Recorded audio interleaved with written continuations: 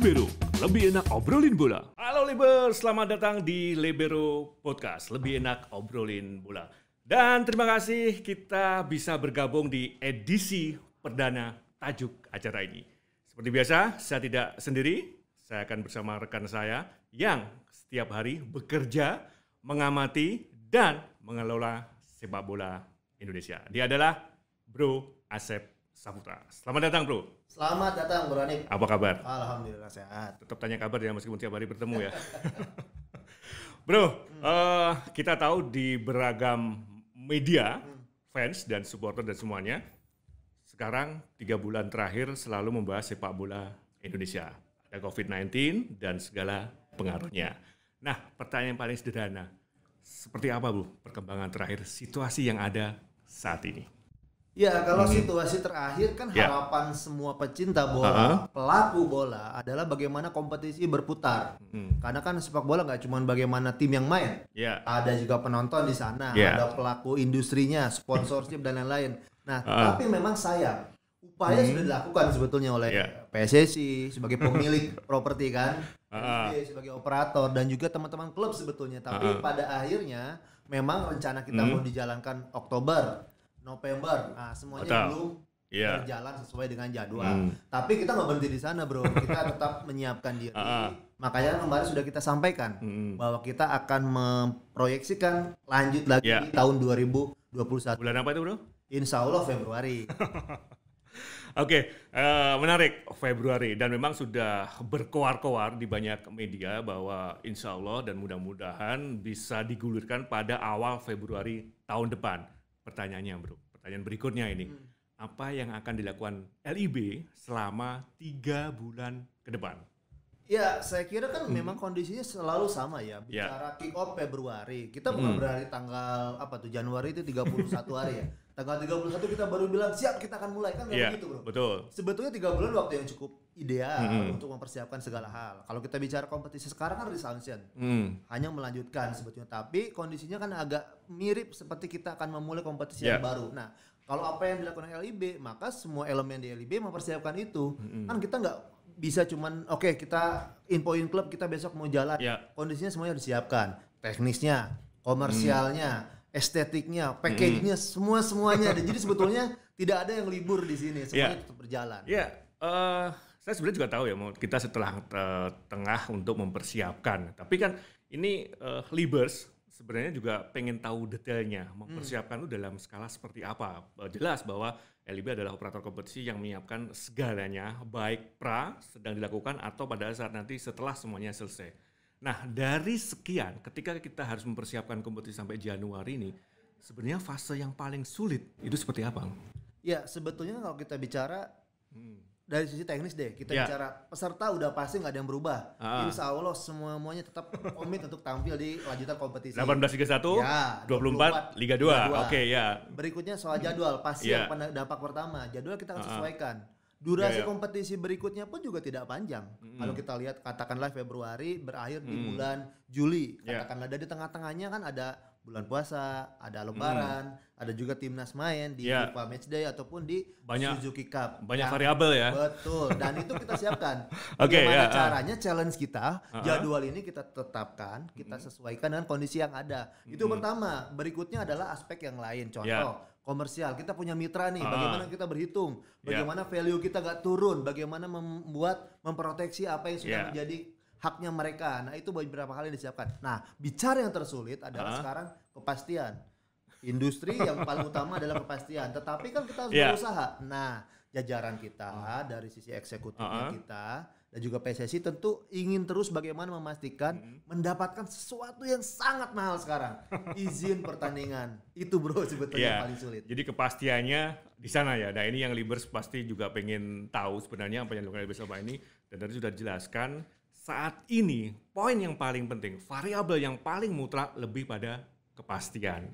Seberapa sulitkah Bro dalam situasi saat ini kita harus bisa merangkul namanya kepastian itu? Ya, kan tadi dibilang nggak cuma teknis. Kalau teknis kita bicara planning, action plan-nya apa, goalnya apa, lalu lakukan. Tetapi kan bicara sisi lain, kita ada partner yang lain. Nah, kepastian itu kita memang tidak bisa memberikan 100% garansi, tapi upaya itu dilakukan. Contoh, apa aja sih requirement-nya, apa aja harus dipenuhi. Nah, itu yang coba kita siapkan. Sebetulnya nih kita buka juga dari mulai Maret ke Juli, September sampai Oktober.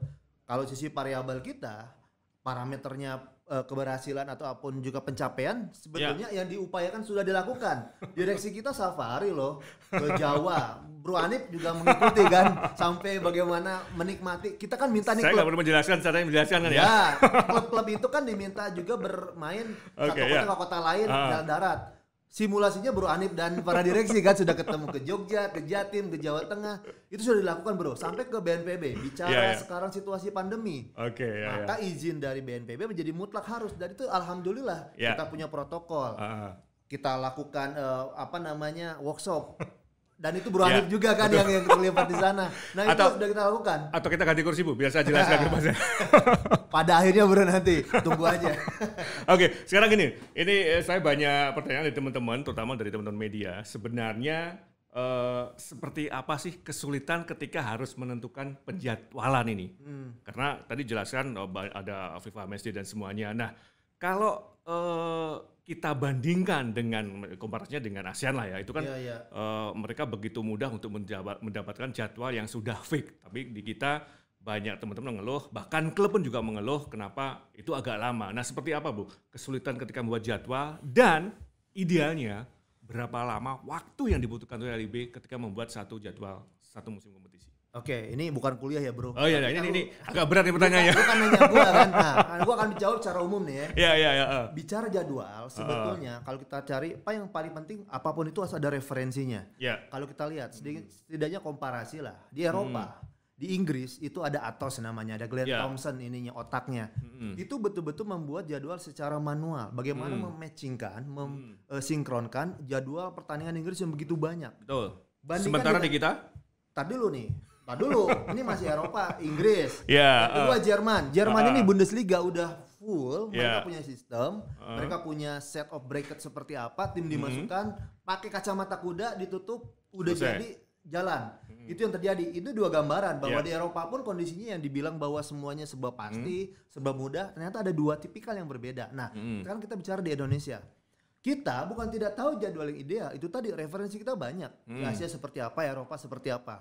Kalau bicara hitung-hitungan teknis, pertama kita buat dulu nih set of bracketnya seperti apa. Bro, 18 tim, kompetisi liga. Coba gue tanya nih, gue balikin nanya. Ada berapa komposisi kemungkinan jadwal itu terjadi dalam kondisi 18 tim, double round robin? Ada berapa? Ini gue ambil alih nih kali ini, gue tanya. Kalau gue jawab secara komprehensif pasti beda jawabannya. Jadi nggak fair kalau lu tanya ke gue, karena gue tahu di dalamnya kan. Harus dijelaskan secara detail bro. Karena pokoknya enggak, ini ilmiah bro. Enggak gini, paling gampang secara teori kan kalau kita ada 18 tim, komposisinya itu 1 miliar lebih yang memungkinkan. Contoh misalnya Persija, Persib, PSIS bagaimana komposisinya. Tapi kan kita nggak mungkin mencari sebanyak itu. Nah makanya kita buat formula. Setidaknya apa yang paling cocok. Misalnya kalau kondisi paling fair, kita sequence home and away-nya dibilang semuanya rata, home away misalnya. Itu yang kita ambil, atau sistem couple misalnya. Dua tim secara bersama-sama ketika melakukan pertandingan away sebetulnya saling silang. Ada beberapa hal. Nah, itu kita tetapkan pertama sudah. Itu hanya kalau tadi pertanyaannya berapa lama, sebetulnya dalam hitungan menit selesai.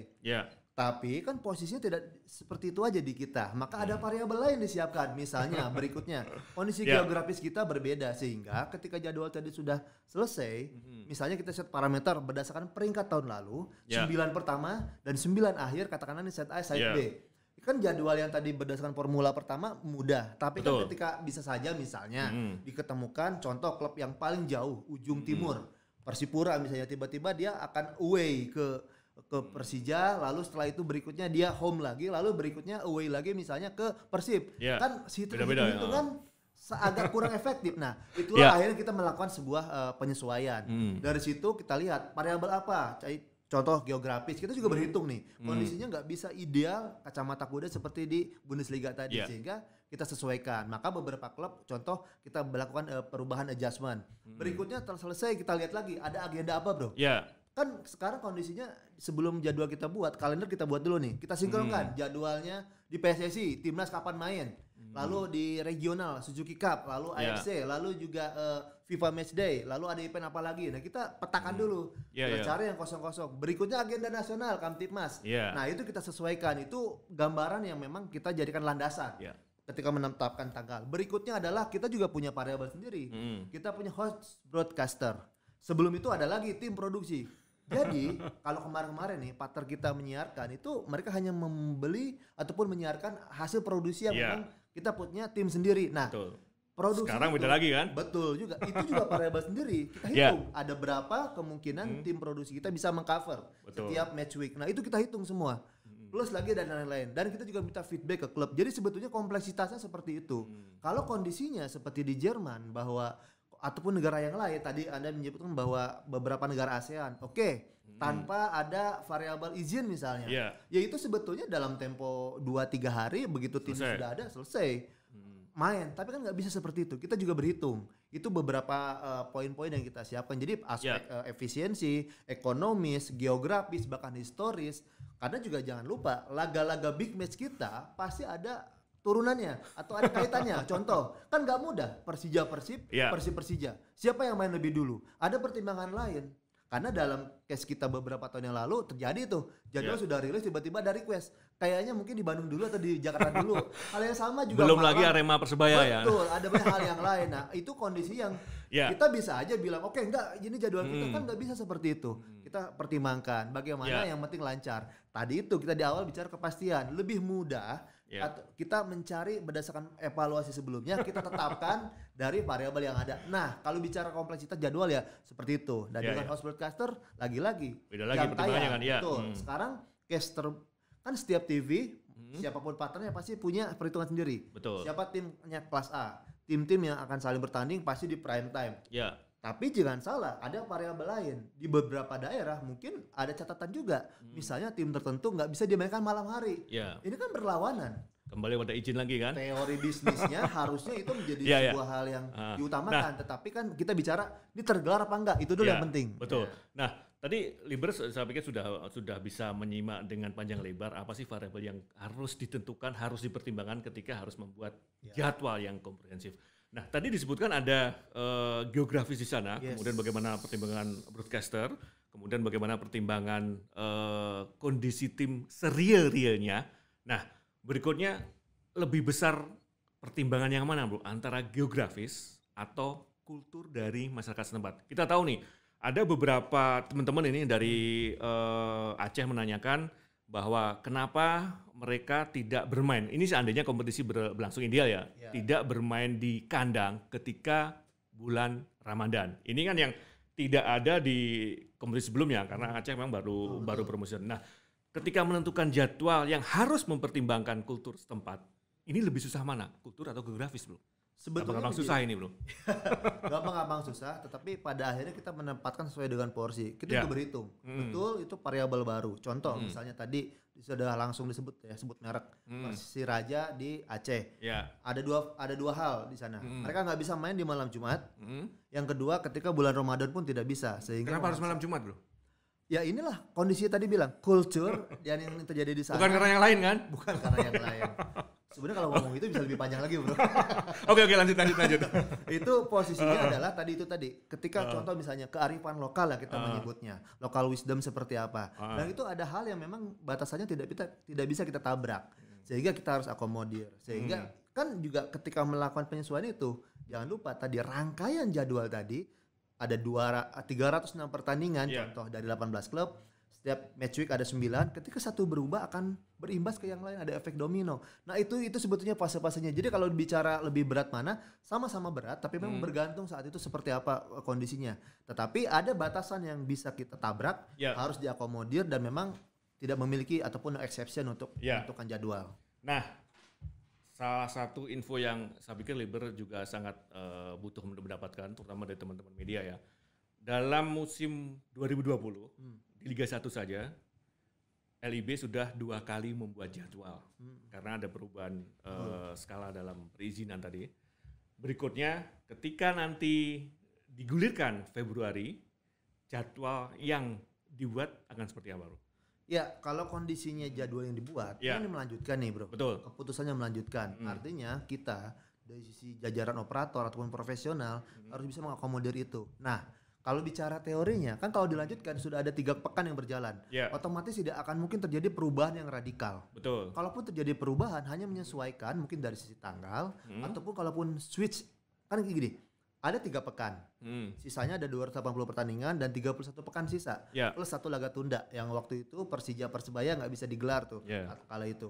Nah, posisinya kita walaupun perubahan hanya mungkin terjadi 1 switch antara home away yang belum main di week 1 dan 3 atau adalah mengganti menukar match week-nya. Karena nggak mungkin, ini bukan uji coba. Kan kayak kemarin banyak permintaan misalnya kita kondisi susah, kita memahami, kita melakukan perubahan. Lalu ada satu klub misalnya, dia akan datang ke satu daerah katakanlah Jabotabek, misalnya Jakarta. Kalau bisa main lagi besoknya di Bogor. Kalau kondisi uji coba mungkin bisa. Tapi kan ini rangkaian tadi nggak mungkin satu diubah, maka oke, klub itu terakomodir. Tapi jangan salah, bisa jadi ada efek buat klub yang lain. Nah, itu yang kita harus betul-betul cermat melihat itu. Jadi kalau dari gambaran jadwal kemarin sih sebetulnya kalau bicara enak dan tidak enak ya semuanya pasti tidak enak. Tetapi kondisi kita, contoh misalnya ketika kemarin skema kita di centralized di Jawa, ada satu klub yang mungkin dalam satu periode 1 bulan dia main sekitaran Jogja semua, Jawa Timur semua. Tapi setelah itu pasti ada 1-2 hal mereka agak kesulitan. Tapi itu berlaku sama di klub yang lain. Jadi itu aspek fairness. Nah, apa yang terjadi di tahun depan sebetulnya hampir sama. Urutannya nggak jauh berubah, hanya mungkin tanggal-tanggalnya ada perubahan sama jam kick off-nya. Karena kan ini menentukan tadi itu. Kita punya host broadcaster, mereka punya programming dan juga kita akan tentu sesuaikan. Kalau perubahan radikal, urutan dan lain-lain mungkin agak sulit terjadi. Ya, jadi itu ya kalau kita melihat menyimak berita-berita di media bagaimana klub sempat berstatement kepada media, kenapa mereka merasa agak dirugikan dengan jadwal seperti ini, sementara tim yang lain, tim B, tim C, tim D mendapatkan jadwal yang lebih mudah di pekan tersebut. Sebenarnya kalau kita melihat dan memerhatikan tadi, memang ada konsekuensi yang sebenarnya itu terjadi pada semua kontestan. Baik kontestan yang di ujung sana sampai ujung sana. Nah, ini yang belum terekspos, belum tersampaikan kepada publik secara umum bahwa asas keadilan itu ada, betul? Betul. Kok jadi gue yang jelasin ini ya? Baru gue mau ngomong, lu cocok jadi juru bicara gue. Oke, lanjut ya. Tapi itu benar, itu perlu di-highlight. Posisinya memang kalau kita lihat secara parsial, satu-satu, seolah-olah memang dirugikan. Tetapi kita punya gambaran secara umum bahwa ini dari segala macam kesulitan-kesulitan, ketidakidealan, kita mungkin ada peringkat-peringkatnya nih ibaratnya. Ini paling ideal, nggak bisa kurangi sedikit. Nah, itu tadi dari 18 tim pasti akan mengalami satu masa seolah-olah ini nggak adil nih. Misalkan udah dari ujung Jawa ke ujung Jawa harusnya sekalian aja, tapi karena kondisinya nggak mungkin. Tapi sebetulnya rata-rata nanti akan ada periode dia nggak terlalu jauh, ada 1-2 kali memang ya itu tidak ideal, tapi memang kondisi yang tidak terhindarkan. Itu posisi. Sekali lagi fairness ya. Yes, itu tetap kita coba perjuangkan. Murni fair itu nggak mungkin, tapi setidaknya mendekati dan itulah extra effort kita sebetulnya untuk membuat ini kondisinya seperti ini. Nah, digital media, kalau kita melihat sosial media, digital media kembali menjadi salah satu hal yang selalu diperbincangkan, yakni format kompetisi. Sebenarnya dari gambarannya sudah bisa diterka arahnya seperti apa. Tapi saya pikir ini harus dijelaskan lagi karena berulang-ulang meskipun bahkan di media pun satu media juga menanyakan hal yang sama, media berikutnya juga yang sama, bahkan fans di sosial media di fans itu juga menanyakan bagaimana format kompetisi berikutnya nanti ketika melanjutkan. Sebenarnya sama kan? Iya. Bisa dijelaskan detailnya, Bro? Gak ada yang berubah karena kan posisinya resumption ya, melanjutkan. Pasti ya, tidak ada yang berubah ya. Ini yang harus dipahami semuanya. Nah, perlu dipahami juga kepastian ini berubah dan tidak. Siapa yang punya hak itu ada di PSSI. Exco PSSI sudah memutuskan posisinya kompetisi 2020 akan dimulai kembali. Kan itu kan bunyinya. Melanjutkan. Dimulai kembali di awal tahun 2021. Dan itu yang terjadi di Liga 1. Itu kondisinya bahwa format sistem apa sih formatnya? Mungkin ya kompetisi penuh, ya double round robin, artinya setiap tim dengan tim yang lain bertemu 2 kali home and away, dan total match-nya ada 306 dan kita baru jalan 26. Nih ada sisa 280 lagi. Bagaimana dengan Liga 2? Liga 2 kondisinya juga sama seperti proyeksi yang harusnya digulirkan di bulan Oktober. Artinya memang agak berbeda dengan Liga 1. Kita tahu di bulan Maret waktu itu kick off-nya di Balikpapan kan kala itu sudah tergelar 10 pertandingan, tetapi keputusan yang terjadi antara PSSI dan seluruh stakeholder-nya dan akhirnya meminta LIB untuk bisa menggelar kompetisi Liga 2 dengan format yang memang berbeda dan posisinya 24 tim dibagi menjadi 4 grup, lalu berikutnya ada fase 8 besar dan final, semifinal dan final itu tetap kondisi yang persis sama seperti seharusnya digelar di bulan Oktober. Nah, tidak banyak berubah ya? Tapi ada satu highlight bro. Kan itu tadi pertanyaannya, kenapa Liga 1 tetap, Liga 2 berubah? Nah, lalu ada juga bilang, kenapa LIB kok meeting-meeting terus? Loh, kapan mulai kompetisi? Ini juga penting dikasih highlight nih.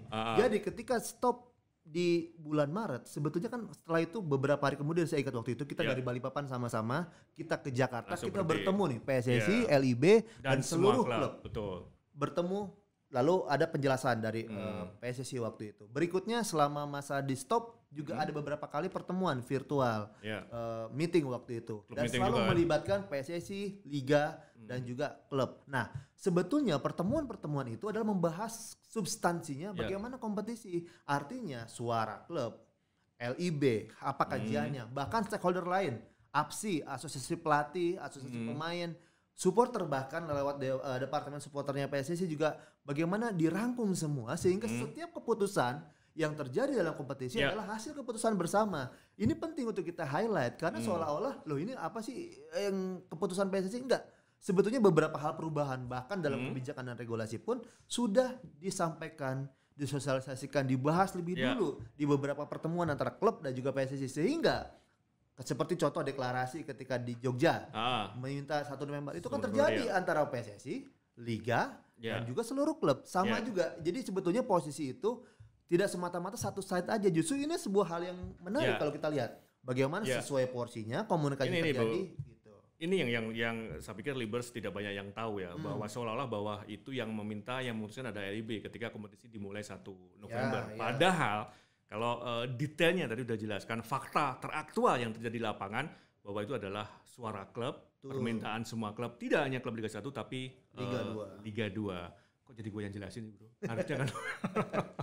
Nah, itu adalah sisi lain bagaimana proses apa yang terjadi selama beberapa bulan terakhir dan bagaimana hingga akhirnya kemarin ada surat yang sudah diinfokan ke semua klub Liga 1 dan Liga 2 bahwa kompetisi akan dimulai lagi pada awal Februari 2021. Nah, pertanyaan berikutnya Bu, ini pasti banyak pertanyaan. Kan waktunya lama belum habis 1 jam gitu.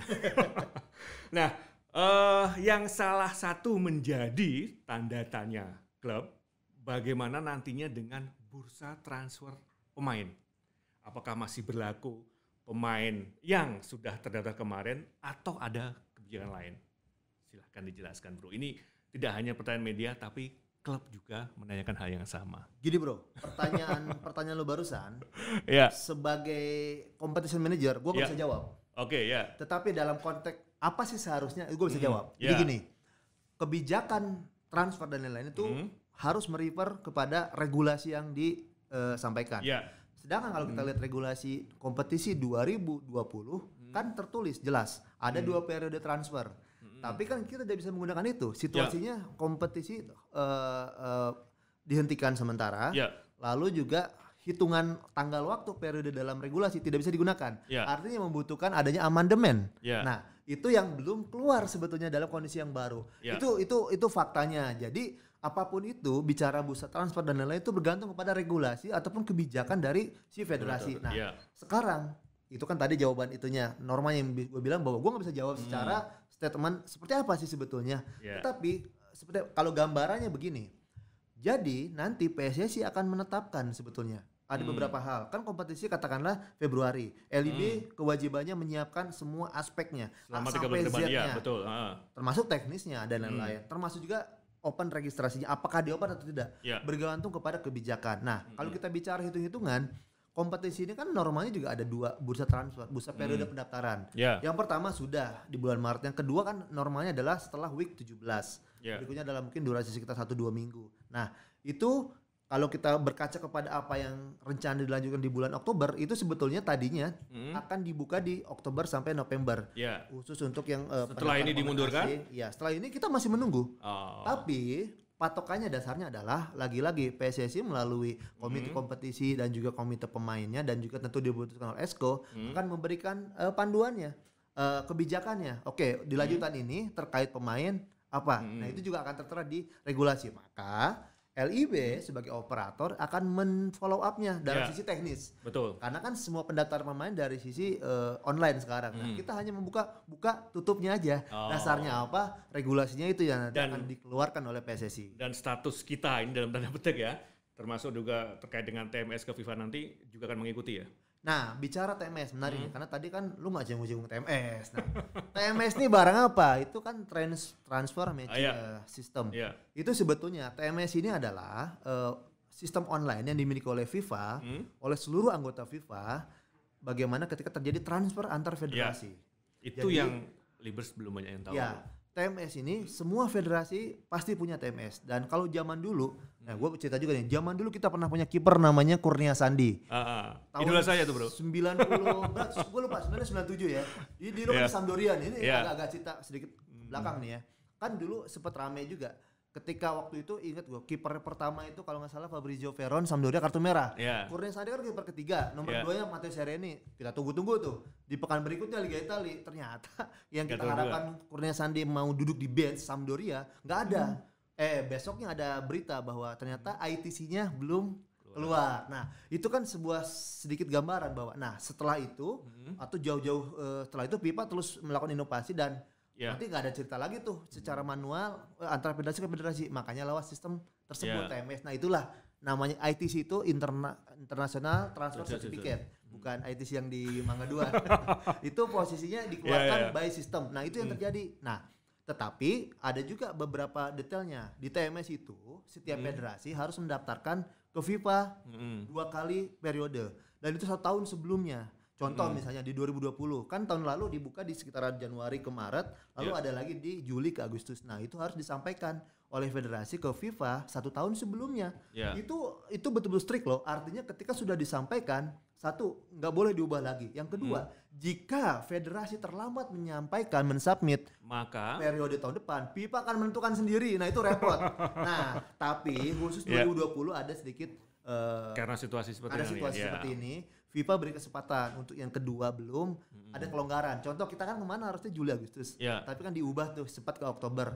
Cuman saya tanya juga ke PSSI bahwa tolong komunikasi ke FIFA ternyata bahwa selama kompetisi yang kemarin akan dilanjutkan maka sebetulnya bisa mengikuti. Artinya sebetulnya masih ada ruang untuk dibuka kembali untuk kompetisi yang 2020-2021 ini. Nah, bicara yang 2021 nanti kompetisi berikutnya itu juga sebetulnya sudah disubmit oleh PSSI di bulan September kemarin kalau tidak salah, karena juga koordinasi dengan kita. Dan itu sudah ada proyeksinya, cuman saya belum bisa buka dulu karena memang kondisinya kemungkinan juga berubah karena jadwal siklus kompetisi kan berubah. Tapi lagi-lagi karena kondisi pandemi, FIFA memberikan kelonggaran untuk mengubah itu. Tapi dalam hal ini sudah berkomunikasi bro dengan PSSI dan juga klub semuanya terkait TMS ini. Kok jadi curhat nih? Iya, tentu sudah ya. Artinya dalam kondisi kan saya bilang tadi. Ini menarik, makanya FIFA kan memberikan garis tadi begitu strict 1 tahun sebelumnya. Maka kita harus merencanakan. Nah, ini memaksa kita juga merancang kompetisi yang berikutnya. Kan begitu? Pasti. Sebetulnya ini sudah terjadi di tahun yang lalu. Sedikit buka lagi nih, tahun 2019 menjadi periode yang luar biasa sebetulnya buat kita sebagai LIB bahwa di bulan, saya masih ingat di bulan Oktober kita sudah menyampaikan kompetisi 2020 kemungkinan digelar di bulan Maret. Sebetulnya belum resmi, tapi penting kita sampaikan dari awal karena kan kita diserang nih. Ini gimana sih liga itu kayaknya nunggu dulu 1 bulan baru diinfokan atau berkepastian. Sebetulnya kita sudah melakukan itu, kita mendengar, kita dengar nih. Lama-lama kuping panas juga.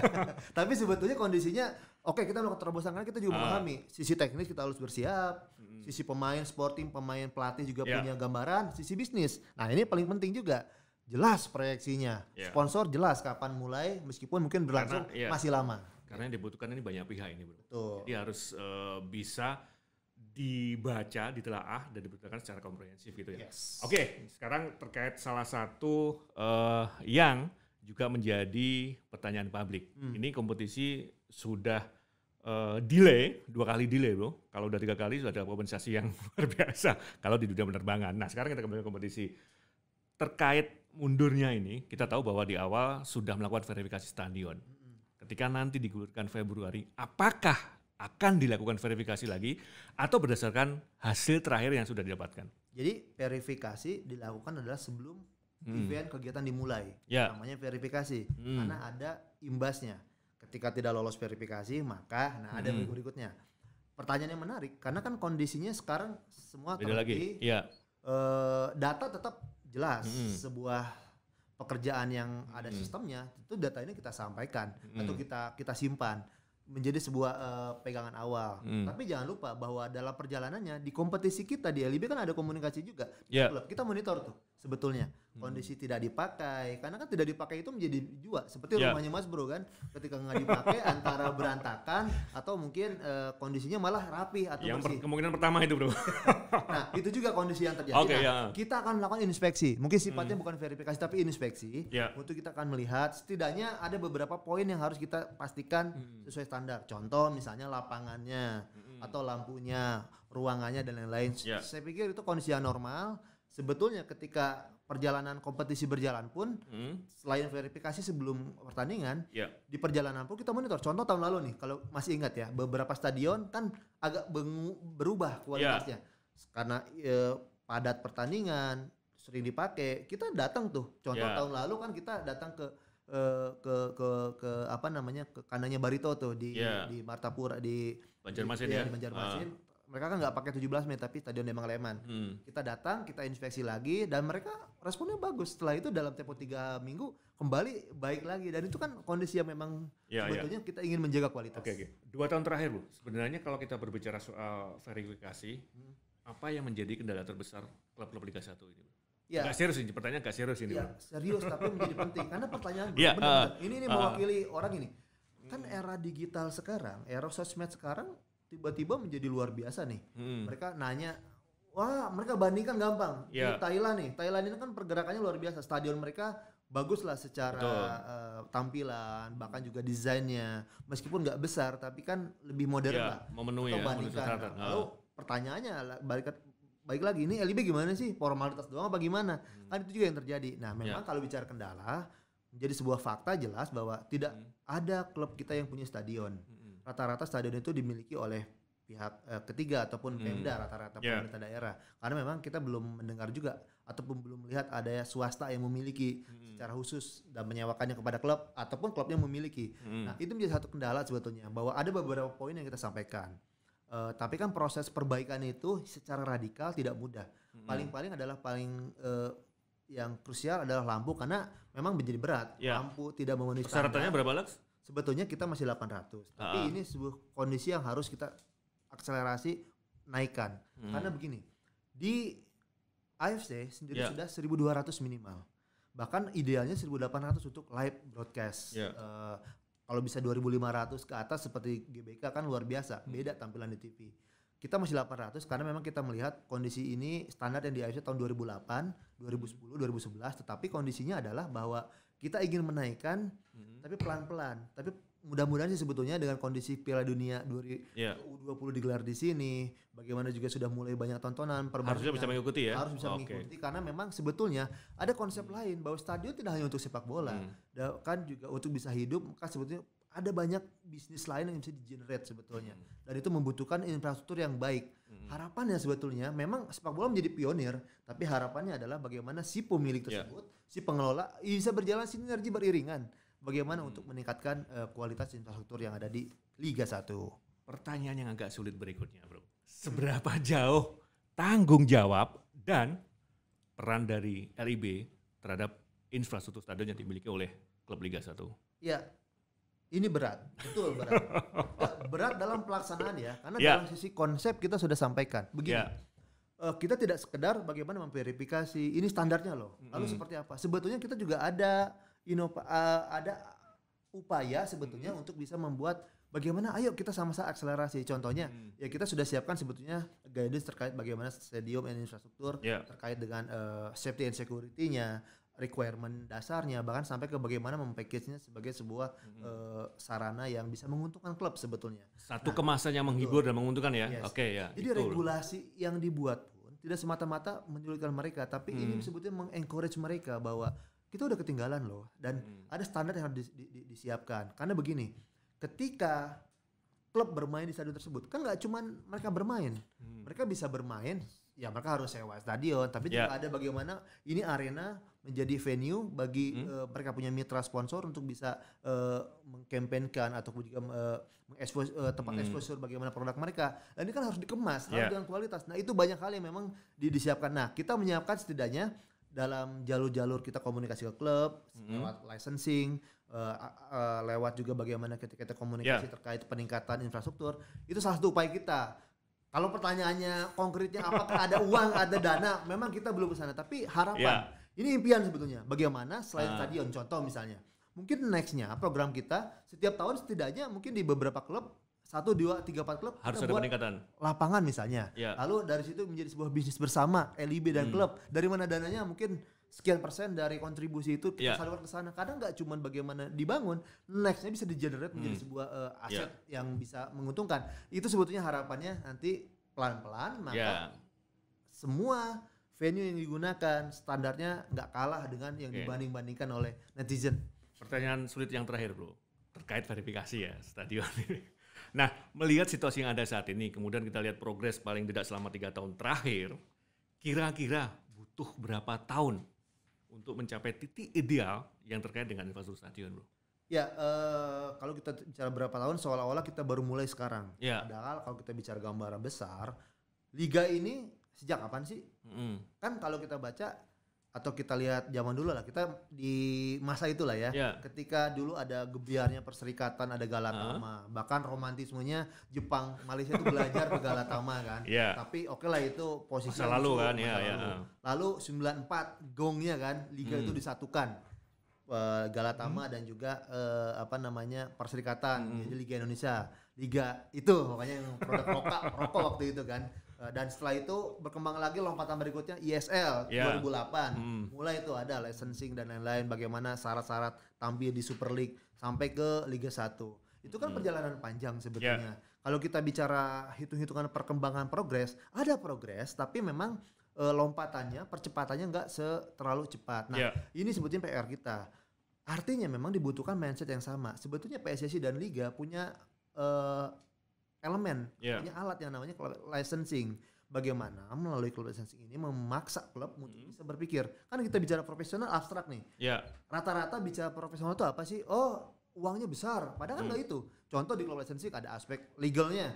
Klub harus ada aspek legalitasnya, aspek finance-nya.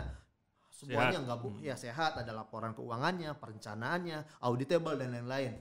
Sisi sporting penting, bagaimana klub tersebut punya pemain dan punya modal, kurikulumnya, pembinaan usia mudanya sampai ke hal-hal medisnya, sport science-nya itu dipikirkan, personal and admin, bagaimana kualifikasi orang-orang yang terlibat di klub dari sisi manajemen dan di sisi teknisnya itu harus jelas. Lalu infrastruktur, ini penting, bagaimana juga ini harus di-generate sebagai aset yang harus bisa memberikan value tinggi. Nah berikutnya sebetulnya juga ada satu lagi selain 5 tadi, ada yang namanya bisnis development-nya. Dan ini juga kriteria yang di Qatar sudah, Malaysia sudah, kita belum. Nah itu salah satu upaya kita. Kalau bicara hitung-hitungan berapa lama, oke lah kita bikin kayak macam dulu GBHN misalnya. Jadi kurang berapa tahun lagi nih? Nah, kita bicara nggak apa-apa, kita nggak ada kata terlambat. Tapi jangan lupa harus diiringi dengan yang lain. Kita harus merebranding, kita punya klub, kita punya image dari klub, dari liga segala macam. PR bersama. Nah kadang kalau nggak begitu, susah bro untuk bisa mengejar pelita tersebut. 3 tahun lagi, 5 tahun lagi? Kita buat pelita aja, pembangunan 5 tahun. Kita tes di tahun 2025, seperti apa perkembangannya. Itu aja bro. Oke, berarti sekitar 2-3 tahun lagi ya. Oke, Dewan Merik. Bro, kalau boleh tahu masuk di sepak bola Indonesia, tahun berapa kalau kemarin? 2003 ya? 2003 ya? Siapa? Kau masuk sebagai salah satu orang yang terlibat, meskipun di awalnya tidak menduduki saat ini ya, tapi benar-benar dari nol ya. Itu tahun 2000? Ini pribadi nih. Iya, pribadi dulu. Nanti bisa dicatat dong IG gue, aku akun gue yang lain. Iya, oke ya, nanti termasuk juga gue. Sebetulnya kalau bicara sepak bola nasional, gue dulu kuliah IT sebetulnya. Tapi gue masuk tahun 2003 ke PSSI waktu itu. Oke. 2003 ya. Nah, 2003 sekarang 2020. Bagaimana komparasi sejauh ini dari kacamata Diko ya? 2003-2005 dibandingkan dengan sekarang. Perkembangan signifikan yang lu rasakan apa nih, Bro? Ya, kalau gue rasain ya sebagai pelaku sepak bola terutama dalam sistem. Karena gini, sepak bola kita nggak kalah, gebiarnya sama. Dulu dan sekarang sama, tapi pengelolaan yang berbeda. Karena apa? Karena membuka diri pada sepak bola global sehingga ada banyak hal baru, knowledge baru, dan itu kita aplikasikan. Dan kita harus bisa punya pembanding. Nggak bisa tertidur dalam romantisme bahwa dulu seperti ini ya. Dulu seperti ini, Jepang belajar ke kita, Malaysia belajar ke kita, lalu sekarang kita seperti ini. Nah, itu yang perkembangan signifikan. Yang perkembangan signifikan sebetulnya tadi pengelolaan aja yang berbeda. Karena dari sisi standar contoh pertandingan, 2007 kita jadi tuan rumah Piala Asia, itu punya efek yang luar biasa ya. Luar biasa. Karena saya tahu banget sebelum itu seperti apa, setelah itu seperti apa. Berikutnya di era digital sekarang, sosial media, pasti apapun yang kita lakukan selalu ada gue sih menyebutnya penyemangat ya, karena netizen itu meskipun pedas tapi harus kita ambil, harus kita jadikan pelajaran hikmah, karena sayangnya kan mereka mengambil referensi aja sebetulnya, tapi realnya seperti apa, nah kita pelaku sebetulnya punya kewajiban untuk bisa jadi ada perkembangan signifikannya ya? Pasti ada. Nah sekarang saya tanya terkait personal nih, Bro. Saya dapat bukan info ya, yang kebetulan kita pernah ngobrol, tapi saya yakin teman-teman Libers juga banyak yang belum tahu bahwa Diko adalah salah satu matchcom di AFC dan FIFA, sekarang udah FIFA ya. Artinya ini satu pride buat kita, jadi satu pandangan yang berbeda. Jadi kalau melihat dari pengalaman selama ini dan sudah terlibat di banyak pertandingan internasional yang kelas dunia tentunya ya, tentu ada komparasi yang berbeda. Dan saya yakin ada penjelasan yang banyak lebar. Tapi tahan dulu, setelah ini kita akan bahas kupas tuntas bagaimana sebagai matchcom FIFA, kalau kita bandingkan, kita komparasi, dan apa perbedaan signifikan dengan sepak bola nasional. Libers, tahan dulu, kita akan kembali setelah yang berikut ini.